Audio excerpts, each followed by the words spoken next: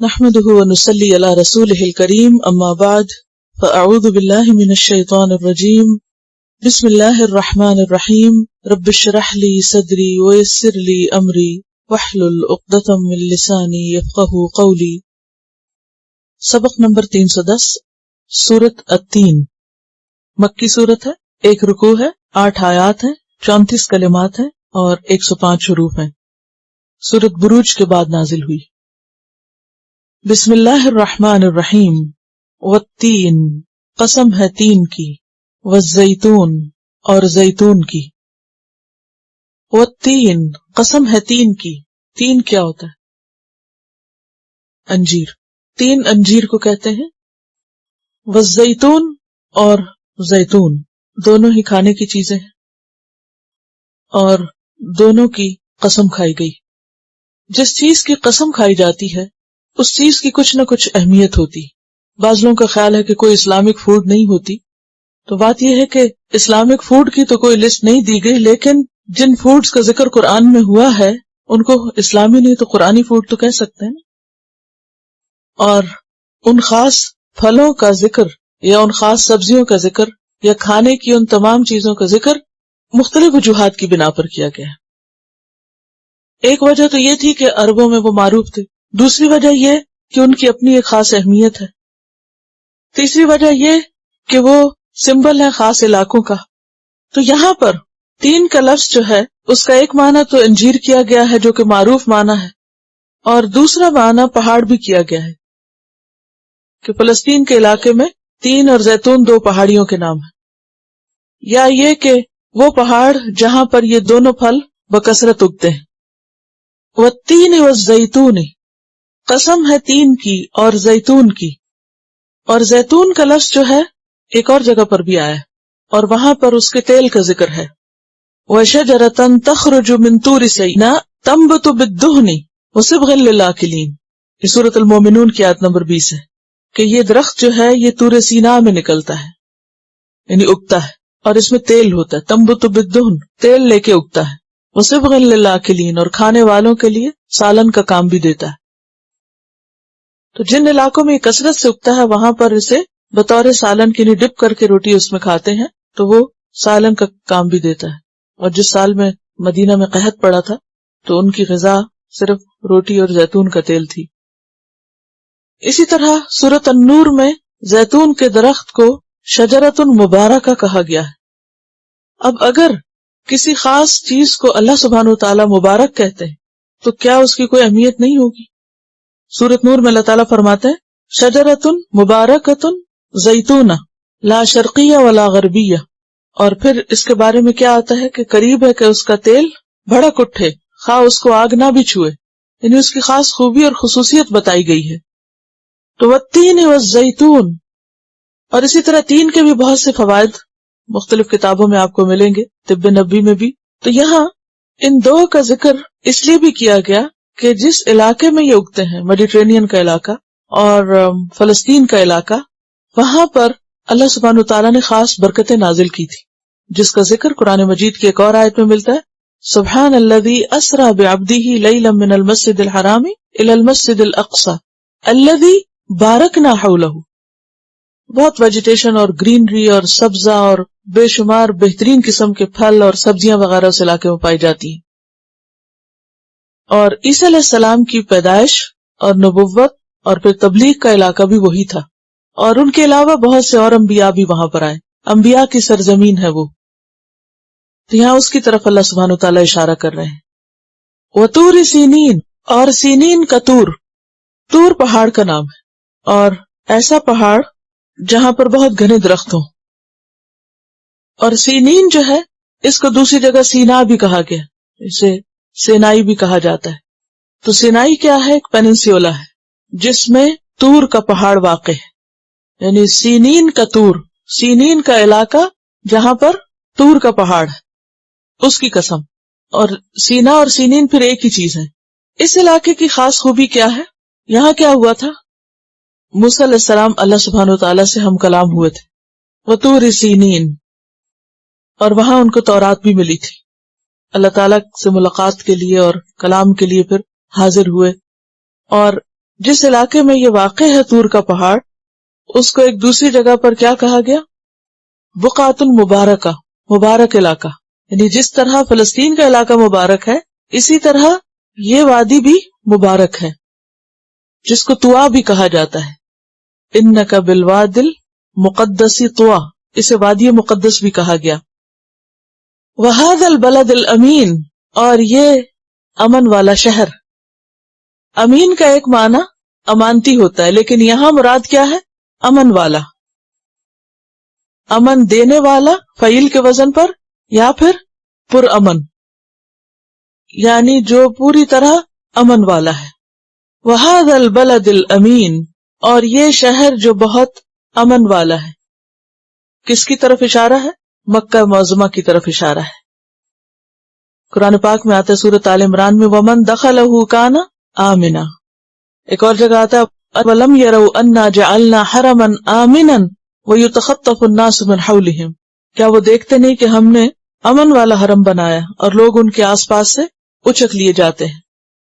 اب ان تین مقامات کی قسمیں کھائی گئیں، یعنی بیت المقدس کے علاقے کی، کوہ طور کے علاقے کی، اور حرم پاک کے علاقے کی یعنی خانہ کعبہ کے علاقے کی. ان تین چیزوں کی قسم کھا کر ایک بات کہی گئی ہے، اور وہ کیا ہے؟ لَقَدْ خَلَقْنَا الْإِنسَانَ فِي أَحْسَنِ تَقْوِيمٍ. البتہ تحقیق پیدا کیا ہم نے انسان کو بہترین ساخت پر، اور ان تین علاقوں میں اللہ کے بہترین پیغمبر آئے، بہترین انسان آئے. فلسطین ہو یا طور سینا ہو یا بلد الامین ہو. اور اس میں آپ دیکھیے کہ عیسیٰ علیہ السلام اور پھر ان کے فالوورز، موسیٰ علیہ السلام اور ان کے فالوورز، اور محمد صلی اللہ علیہ وسلم اور ان کے فالوورز، دنیا کے تین بڑے الہامی مذاہب جو ہیں وہ ان تین علاقوں سے نکلے ہیں. ان کی اصل یہ ہے، یا یہ تین علاقے ایسے ہیں کہ جہاں اللہ سبحانہ وتعالی نے انسانیت کی بھلائی کے لیے، انسانیت کی خیر و برکت کے لیے بہترین کام کیا، انسان کو ہدایت سے نوازا. اور یہ تین علاقے گواہ ہیں کہ اللہ نے انسان کو بہت عزت دی ہے، بہت بڑا شرف دیا ہے، بہت بڑا مقام دیا ہے.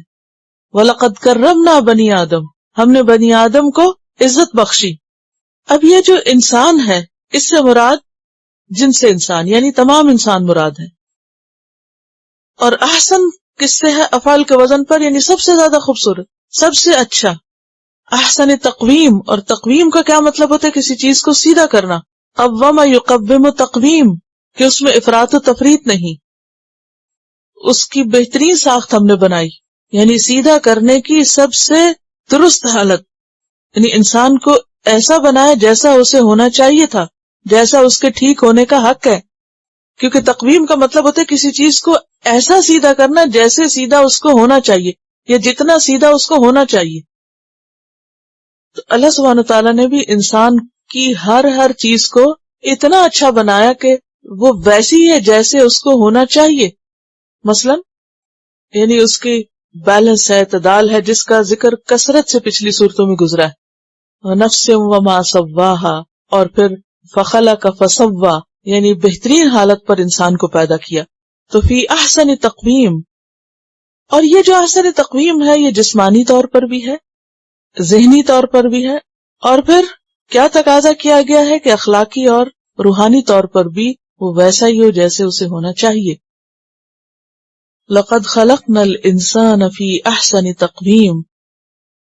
اب جس رب نے انسان کو اتنے بہترین حال پہ پیدا کیا، اس انسان کو پھر کیا کرنا چاہیے؟ وہ کام کرنے چاہیے کہ جو اس کی عزت افزائی کا سبب ہو.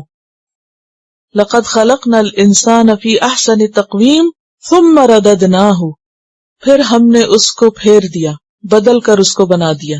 رد یرد کا کیا مطلب ہوتا ہے؟ واپس لوٹانا، رد کرنا، ریجیکٹ کرنا بھی اسی سے ہے. اسفل سافلین، اسفل سب سے نیچے کی چیز، جیسے اعلیٰ سب سے اوپر کی ہوتی ہے، اسے اسفل سب سے نیچے کی. سافلین سافل کی جمع ہے، فاعل کے وزن پر. کیا معنی ہوگا؟ نیچے جانے والے، یعنی نیچے جانے والوں میں سے سب سے نیچے کی چیز بنا دیا، رذیل ترین بنا دیا. اب اس کا کیا معنی ہے؟ اس کا معنی یہ ہے کہ اگر اس کو جسمانی طور پر لیا جائے تو مراد اس سے یہ ہے کہ انسان کو اللہ نے بہترین شکل و صورت دی، بہترین ساخت دی، پھر ایک وقت آتا ہے کہ جب وہ بوڑھا ہو جاتا ہے تو رددناہ اسفل سافلین، تو کیا ہوتا ہے، جسمانی اور ذہنی طور پر بالکل بیکار ہو جاتا ہے. جیسے سورۃ یاسین میں آتا ہے وَمَن نُعَمِّرْهُ نُنَكِّسْهُ فِي الْخَلْقِ اور يُرَدُّ إِلَىٰ أَرْذَلِ الْعُمُرِ. تو ایک معنی تو یہ کیا گیا ہے کہ انسان جوانی سے پھر ارذل العمر کی طرف لوٹ جاتا ہے اور اس میں انسان کچھ کر نہیں سکتا. ثم رددناہ، اور پھر یہ اس کی حالت ایسے ہی چلتی رہتی ہے. اگر وہ اچھے کام نہ کرے اس دنیا میں تو پھر جہنم میں تو اس کا حال بدترین ہو جاتا ہے، اس کی شکل و صورت بگڑ کر رہ جاتی ہے. تلفح وجوہہم النار وہم فیہا کالحون، وہ بد شکل ہو کر رہ جاتے ہیں اس میں. اسفل سافلین، اور پھر اسفل سافلین سے مراد کون ہے یہاں؟ وہ لوگ جو اپنی صلاحیتوں کا صحیح استعمال نہیں کرتے اور اس بنا پر وہ جہنم کے نچلے گڑھے میں جا پہنچتے ہیں، سب سے نیچے جا گرتے ہیں. تو ایک طرف حرمت مقامات کا ذکر ہے اور دوسری طرف حرمت انسان کا ذکر ہے. ان مقامات کو عزت کیوں ملی؟ ان جگہوں کو اللہ نے عزت کیوں دی؟ اس لیے کہ یہاں نبی بھیجے. سمپل سی بات ہے، یہاں وہی اتری. تین اور زیتون کا علاقہ ہو یا طور سینین کا ہو یا البلد الامین کا ہو، ان جگہوں کی کیا اہمیت ہے؟ ان میں انبیاء آئے، ان میں کتابیں آئیں، ان میں اللہ نے انسانیت کی ہدایت کا بہترین انتظام کیا جو سب کو معلوم ہے، کوئی ڈھکی چھپی بات نہیں. تو ایک طرف ان جگہوں کی عزت اور احترام، یعنی یہ جگہیں بھی، یہ پہاڑ اور یہ علاقے، یہ کیا ہو گئے؟ معزز ہو گئے، محترم ہو گئے، صرف اس بنا پر کہ یہاں وہی اتری تھی. دوسری طرف حرمت انسان کا ذکر کیا تو انسان بھی معزز کب ہوتا ہے؟ جب اللہ کا بندہ بنتا ہے، جب اس وحی کو قبول کرتا ہے، اس وحی کی قدر کرتا ہے، اس ہدایت کو قبول کرتا ہے، اس ہدایت پر عمل کرتا ہے، بنا کچھ ریلیشن شپ. تو خلاصہ یہ ہے کہ اگر انسان اپنی صلاحیتوں کو جو احسن تقویم ہے، بہترین شکل میں ہے، اگر بہترین کام میں لگاتا ہے تو وہ اللہ کے ہاں بہترین مقام پاتا ہے. اور اگر انسان اللہ کے سوا کسی اور کے آگے جھکتا ہے، اللہ سے بڑا کسی اور کو بنا لیتا ہے، یا اللہ کی بات کا انکار کرتا ہے، اللہ کے احکام کو قبول کرنے سے انکار کر دیتا ہے، نہیں قبول کرتا، تو پھر کیا ہو جاتا ہے؟ وہ سب نچلوں سے نچلا. سب نچلے کون سے ہیں؟ جو بھی دنیا میں چیزیں ہیں، سب چیزیں تو انسان کے لیے بنی ہیں، لیکن جب انسان ان چیزوں کو پوجنے لگتا ہے، ان کے آگے ماتھا ٹیکنے لگتا ہے، تو پھر کیا ہو جاتا ہے؟ خود ہی اپنے آپ کو ثابت کرتا ہے کہ ہم ان سے چھوٹے ہیں، ہم ان سے کم تر ہیں، ہم ان سب نچلوں سے نچلے ہیں. اور خاص طور پر جب انسان ہر چھوٹی بڑی چیز کو پوجنا شروع کر دیتا ہے اور دنیا کی حقیر چیزوں کے پیچھے بھاگنا شروع کر دیتا ہے، تو وہ کیا بن جاتا ہے؟ اسفل سافلین. تو انسان کی عزت کس میں ہے؟ اسی چیز میں جس سے اللہ نے تین اور زیتون کو اور طور سینین اور بلد الامین کو عزت دی. ہماری عزت بھی اسی میں ہے، اور اگر ہم اس چیز کو چھوڑ دیں تو عزت باقی نہیں رہتی. اسی لیے علامہ اقبال نے کہا تھا نا، وہ زمانے میں معزز تھے مسلمان ہو کر، اور تم خوار ہوئے تارک قرآن ہو کر. تو انسان جب تارک قرآن، تارک وحی ہو جاتا ہے تو پھر اسفل سافلین ہو جاتا ہے، پھر اللہ کے ہاں اس کی کوئی عزت اور مقام نہیں رہتا. اسی لیے فرمایا الا الذین آمنوا وعملوا الصالحات، الا الذین، سوائے ان لوگوں کے، آمنوا جو ایمان لائے، وعملوا الصالحات اور انہوں نے اچھے کام کیے، نیک عمل کیے، یعنی جو وحی الہی کے مطابق تھے. فلہم اجر غیر ممنون، فلہم تو ان کے لیے ہے اجر، اجر غیر ممنون، نہ ختم ہونے والا، ہمیشہ ہمیشہ کا. پھر وہ اسفل سافلین نہیں بلکہ ایسی عزت کے مقام پر ہے جہاں ابد الآباد کے لیے اور ایور اینڈ ایور اس کے لیے عزت ہی عزت ہے. فی جنات مکرمون، جنتوں میں وہ عزت کے ساتھ رکھے جائیں گے. اور اس کے برعکس جو اسفل سافلین ہیں ان کا حال کیا ہوگا کہ جب جہنم میں جائیں گے تو کیا ہوگا؟ کلما نضجت جلودہم بدلناہم جلودا غیرہا، ہمیشہ ہمیشہ کے لیے ان کی شکلیں بگڑ جائیں گی، وہ احسن تقویم بھیانک شکل ہو جائے گی. اگر آپ نے کسی جلے ہوئے انسان کی شکل دیکھی ہو تو اس سے خوفناک شکل کسی اور کی نہیں ہوتی. شاید کسی جانور کی بھی ایسی خوفناک شکل نہ ہو کہ جس طرح انسان کی جلنے کے بعد شکل ہوتی ہے. تو اگر ایک طرف انسان احسن تقویم سے کیا بن جاتا ہے، اسفل سافلین بن جاتا ہے، اور دوسری طرف ایمان اور عمل صالح کے ذریعے دن بدن خوبصورت سے خوبصورت ہوتا چلا جاتا ہے، کیونکہ اہل جنت جب اللہ تعالیٰ کا دیدار کریں گے تو ان کے حسن میں اضافہ ہوتا چلا جائے گا اور وہ ان کے درجے بلند سے بلند ہوتے چلے جائیں گے. فَلَهُمْ أَجْرٌ غَيْرُ مَمْنُونَ، ان کا اجر ختم ہونے کا ہی نہیں. ممنون کا لفظ من سے ہے. من کا ایک معنی تو ہوتا ہے احسان کرنا، دوسرا معنی ہوتا ہے کاٹنا. تو غیر ممنون یعنی غیر منقطع، کبھی نہ ختم ہونے والا، اور ان کا اجر بھی کبھی نہ ختم ہونے والا، کبھی ختم ہونے والا نہیں. سورۃ الرعد میں آتا ہے اکلھا دائم وظلھا، اس کے پھل اور سائے دائمی ہیں. تلک عقبی الذین اتقوا، یہ ہے انجام ان لوگوں کا جنہوں نے تقوی اختیار کیا. اور تقوی والے ہی دراصل کیا ہے؟ ان اکرمکم عند اللہ اتقاکم. تو یہ سارے دلائل سن کے فما یکذبک بعد بالدین، فما تو کیا چیز ہے، یکذبک جھٹلاتا ہے تجھ کو، بعد اس کے بعد بھی، بالدین دین کو، یعنی وہ کون سی چیز ہے جس کی بنا پر تو اس کے بعد بھی دین کو جھٹلاتا ہے. ان ساری باتوں کو سن کر پھر بھی تو اللہ کے احکام کیوں جھٹلاتا ہے؟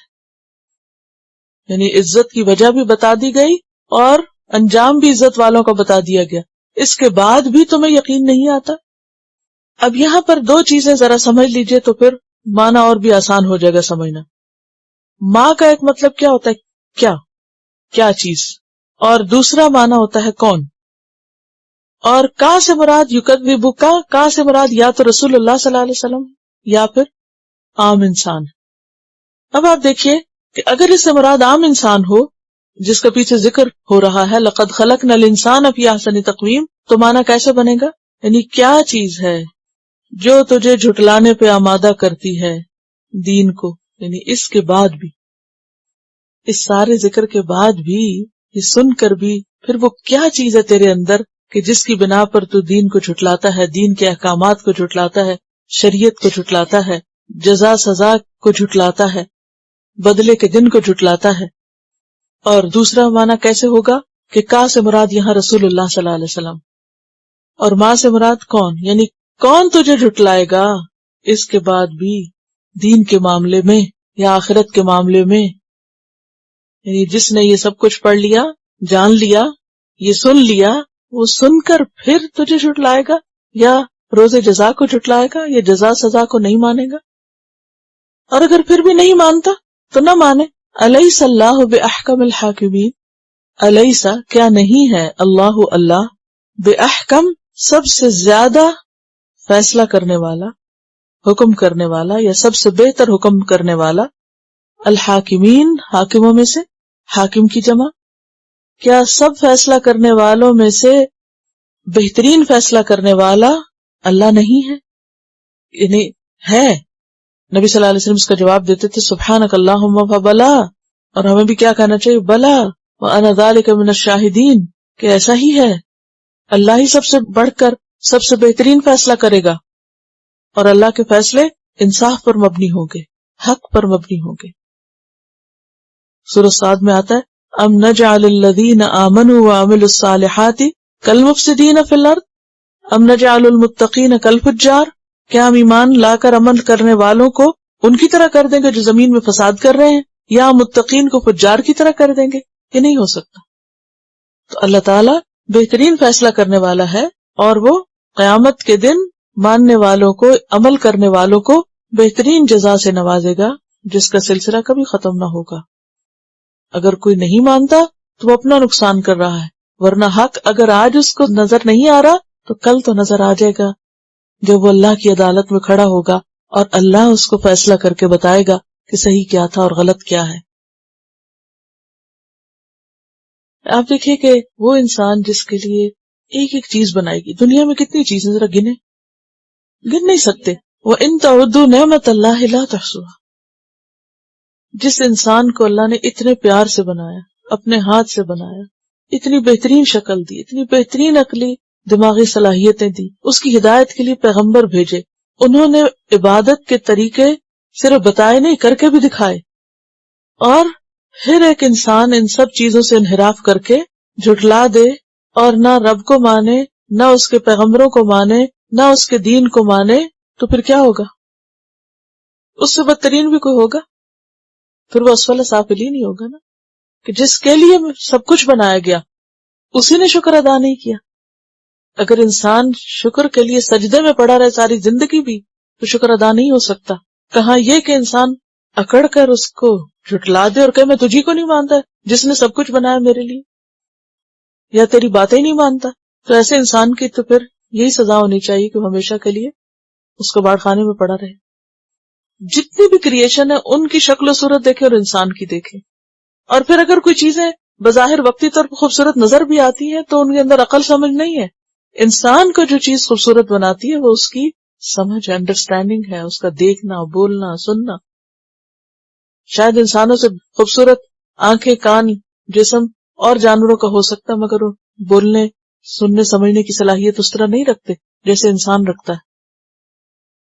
اور پھر ان کے لیے اللہ تعالیٰ نے ہدایت کا ایک ہی پروگرام ان میں ڈال کے بھیج دیا، ہمارے لیے تو اتنی ویرائٹی رکھی، خیر کے اتنے طریقے ہمیں سکھائے، چھوٹے چھوٹے کام بھی بتائے، بڑے بڑے کام بھی بتائے۔ پھر اگر انسان اللہ کی بات پر توجہ نہیں کرتا، کان نہیں دھرتا، قدر نہیں کرتا، تو پھر اس کے لیے تو یہ سزا برحق ہے۔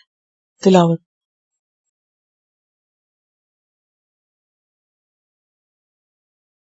Quran vocabulary 100%. The best application to understand Quran. Study with flashcards. Word list. Learn 25% of Quran vocabulary in 7 days.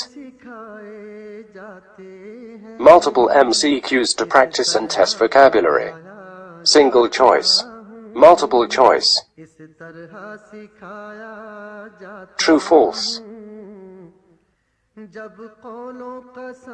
Bookmark difficult words. Study wrongly answer words. Test your skills.